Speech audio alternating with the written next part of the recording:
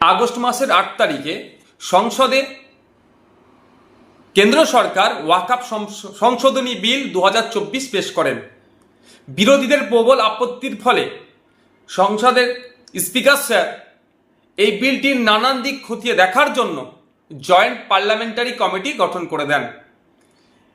এই joint parliamentary committee এই সংশোধনী বিলের উপরে মতামত চেয়ে মানুষ যাতে মতামত প্রদান করে তার জন্য একটা নির্দিষ্ট টাইম পর্যন্ত বরাদ্দ করেছিল। তাই আগামীকাল পর্যন্ত এই মতামত প্রদানের সময় থাকছে।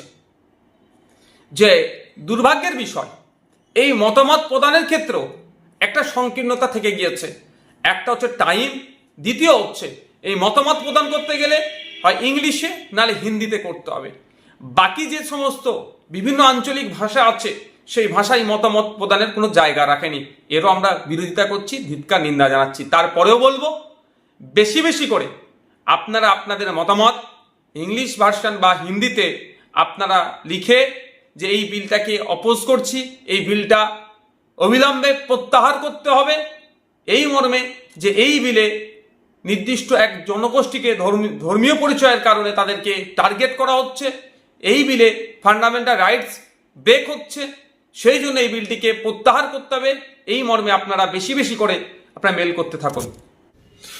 এই সংশোধনী বিলটি দেখলেই বোঝা যাবে ওয়াকফ সম্পত্তিকে হাতানোর চেষ্টা করছে কেন্দ্র সরকার। হয়তো কোনো কর্পোরেটদের হাতে তুলে দেওয়ার একটা ব্লুপ্রিন্ট তারা করে রেখেছে, সেই জন্যই এটাকে হস্তক্ষেপ করছে। আমাদের অনেকের জানা আছে বা অনেকের জানা নাই, ভারতীয় সেনাবাহিনী এবং ভারতীয় রেলের পরেই ওয়াকফ বোর্ডের জমি আছে প্রায় 9.4 লক্ষ একর ওয়াকফ জমি আছে। এটা সম্পূর্ণরূপে মুসলিম সমাজের ব্যক্তিগত সম্পত্তি।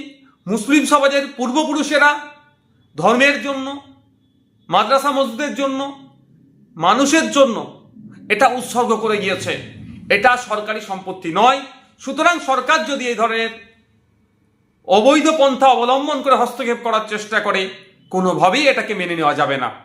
এই সংশোধনী অসাংবিধানিক বলে মনে করছি, কারণ সংবিধানের 14, 19, 21, 25 ধারাকে এই সংশোধন লঙ্ঘন করছে। সংবিধানে মানুষের মৌলিক অধিকারকে যেভাবে সুরক্ষিত করেছে, এই সংশোধনী সেই মৌলিক অধিকারকে আঘাত করছে। ধর্মীয় স্বাধীনতা, ধর্মীয় প্রতিষ্ঠান রক্ষার যে অধিকার সংবিধান দিয়েছে, এই সংশোধনী সেটার উপরে আঘাত আনছে। সর্বোপরি ওয়াকফ বোর্ডের নিজস্ব আইন আছে, তাকে নিস্তেজ করে দেওয়ার কারণটা কি?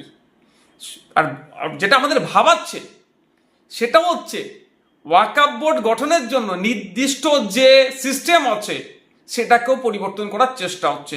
সুতরাং এই সংশোধনীকে কোনোভাবেই মেনে নেওয়া যায় না। আমি সমাজের সমস্ত স্তরের মানুষের কাছে আবেদন করছি যে আপনারা সকলে এগিয়ে আসুন, জয়েন্ট পার্লামেন্টারি কমিটিকে আপনারা সকলেই মেল করুন। কারণ আমরা ইতিপূর্বে দেখেছি যে শুধুমাত্র মুসলিমদের সম্পত্তির উপরে আঘাত হবে বা ওয়াকফ সম্পত্তিকে দখল হবে, এরকম চিন্তাভাবনা এদের নয়। আমার আশঙ্কা, বিগত দিনে থেকে যে আমরা শিক্ষা পেয়েছি, জল জমি জঙ্গলের যে স্বাভাবিক অধিকার আদিবাসীদের, সেখানেও কিন্তু উচ্ছেদ শুরু হয়েছে। আমাদের ওয়াকফ সম্পত্তির ওপরে যেভাবে নজর পড়েছে, হয়তো আগামী দিনে আমাদের হিন্দু সমাজের পূর্বপুরুষেরা দেবদেবীর জন্য যে সম্পত্তি উৎসর্গ করে গিয়েছিল, সেই দেবত্ব সম্পত্তির উপরে হয়তো এদের নজর পড়তে পারে। খ্রিস্টানদের গির্জা সহ নানান যে ট্রাস্টের জমি বা বিভিন্ন ট্রাস্টের যে সমস্ত জমি আছে, হয়তো কর্পোরেটদের হাতে তুলে দেওয়ার জন্য আগামী দিনে এই ধরনের কোনো সংশোধনী আনতে পারে। তাই সুতরাং সমাজের প্রত্যেকটা স্তরের মানুষের কাছে আবেদন করছি, এগিয়ে আসুন। ধর্মনিরপেক্ষ ভারতবর্ষকে আমরা আরও শক্তিশালী করি। কোনো ধর্মের ধর্মীয় স্বাধীনতায় বা নিজস্বতা যে আছে তাতে হস্তক্ষেপ করলে আমরা সকলে মিলে তার বিরুদ্ধে প্রতিবাদে গর্জে উঠি। এখন প্রতিবাদের স্টেজে আছি, সেটা হচ্ছে মেল করতে হবে জয়েন্ট পার্লামেন্টারি কমিটিকে। আমরা সকলে সেখানে মেল করি। ইতিমধ্যে জয়েন্ট পার্লামেন্টারি কমিটির কাছে 1 কোটির অধিক মেল পৌঁছেছে। আরও বেশি পাঠানো আমাদের প্রয়োজন। তাই আপনাদের কাছেও আমি অনুরোধ করছি, জয়েন্ট পার্লামেন্টারি কমিটির যে মেল আইডি আছে সেই মেলে আপনারা আপনাদের মতামত অর্থাৎ এই বিলটিকে প্রত্যাহার যাতে করে তাই সেটা লিখে পাঠাবেন। JPC ওয়াকআপ -lss@sansad.nic.in JPC WAQF LSS@sansad.nic.in আপনাদেরকে অনুরোধ করছি এই মেল আইডিতে আপনারা মেল করতে।